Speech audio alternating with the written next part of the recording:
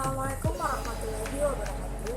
Perkenalkan, nama saya Hairunisa dari Sekolah Tinggi Mutiara Mahakam Samarinda, Prodi Administrasi Rumah Sakit. Baiklah, saya di sini akan menjelaskan tentang mata kuliah pelajaran dasar akuntansi yang berjudul konsep debit dan kredit. Debit dan kredit adalah dua sisi yang berlawanan, namun harus ada keseimbangan. Pengertian debit ialah debit adalah posisi akun yang bersaldo normal untuk aset dan biaya. Pada jurnal letaknya berada di sebelah kiri.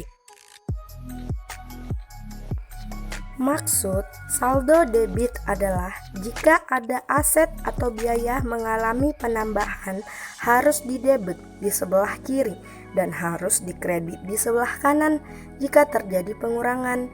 Kredit adalah posisi akun yang bersaldo normal untuk utang, pendapatan, dan modal yang letaknya di sisi kanan pada jurnal. Maksud saldo kredit yaitu jika akun utang, pendapatan maupun modal mengalami penambahan harus dikredit atau ditambah di sebelah kanan dan didebit di sebelah sisi kiri jika terjadi pengurangan. Cara membedakan debit dan kredit dalam akuntansi. Setiap kali transaksi akuntansi dibuat, setidaknya dua akun selalu terpengaruh, yaitu entry debit dicatat pada satu akun dan entry kredit dicatat terhadap akun lainnya. Tidak ada batas atas jumlah akun yang terlibat dalam transaksi, namun minimum tidak kurang dari dua akun. Total dari debit dan kredit untuk setiap transaksi harus selalu sama satu sama lain, sehingga transaksi akuntansi selalu dikatakan dalam keseimbangan. Jika suatu transaksi tidak seimbang, maka tidak mungkin membuat laporan keuangan. Dengan demikian, penggunaan debit dan kredit dalam format pencatatan transaksi dua kolom adalah yang paling penting dari semua kontrol atas akurasi akuntansi.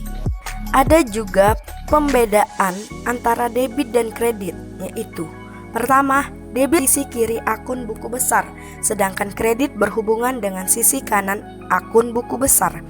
Dalam rekening pribadi, penerima di debit sedangkan pemberi di kredit. Yang kedua, apapun yang masuk di debit dalam akun neraca sementara, apapun yang keluar dikreditkan di dalamnya.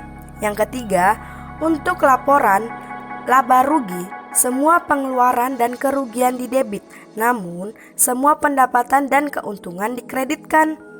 Yang keempat, peningkatan debit disebabkan oleh kenaikan cash inventaris, pabrik dan mesin, tanah dan bangunan, pengeluaran seperti gaji, asuransi, pajak, dividen, dan lain-lain.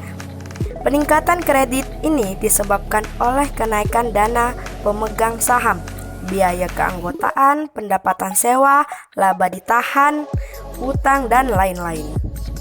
Jadi, kita dapat simpulkan untuk perbedaan debit dan kredit ialah debit adalah pencatatan pengurangan nominal uang, sedangkan kredit adalah pencatatan penambahan nominal uang.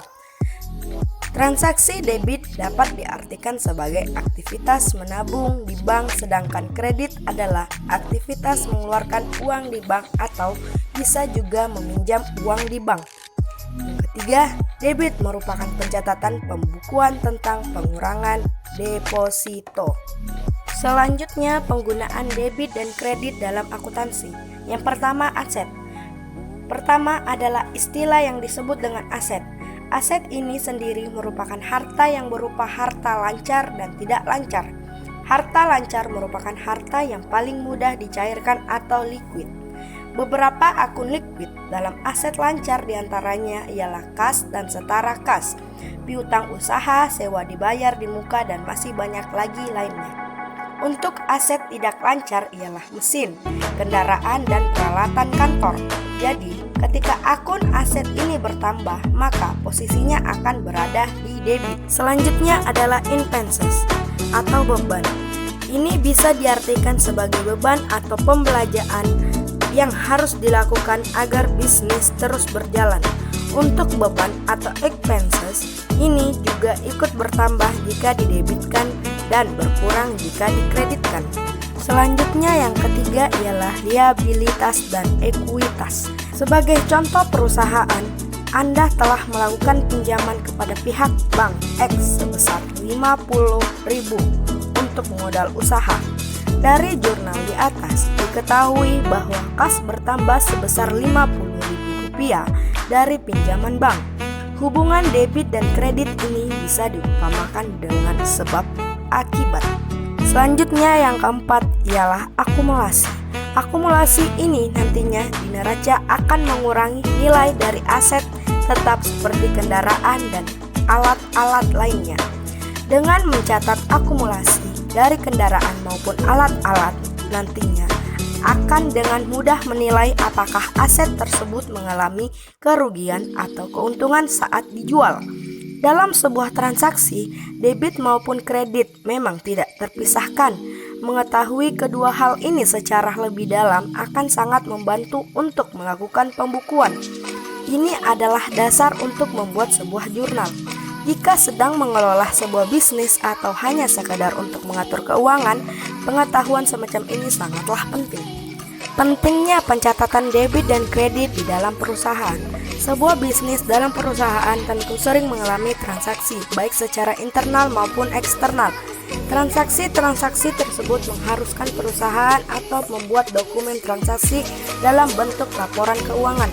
Salah satunya adalah untuk mengetahui laju keluar masuknya dana perusahaan untuk meminimalisir kemungkinan over budget pada kategori akun tertentu dalam pelaporan. Terdapat 5 unsur yang ada di dalam transaksi akuntansi, yakni utang, harta, pendapatan, modal, dan biaya atau beban. Suatu transaksi debit sudah pasti disertai dengan transaksi kredit. Perusahaan yang tidak memiliki dokumen pelaporan debit dan kredit tidak bisa mengendalikan alir keluar masuknya keuangan perusahaan. Selain itu, data-data keuangan perusahaan juga tidak dapat dilacak jika saja terjadi sesuatu terhadap keuangan perusahaan. Dengan mencatat proses debit dan kredit diharapkan dapat membantu mengawasi keuangan perusahaan dari kemungkinan adanya korupsi atau fraud dari pegawai. Karena data debit dan kredit yang baik selalu disertai dengan kwitansi atau nota resmi yang dapat dipercaya. Sekian dan terima kasih. Assalamualaikum.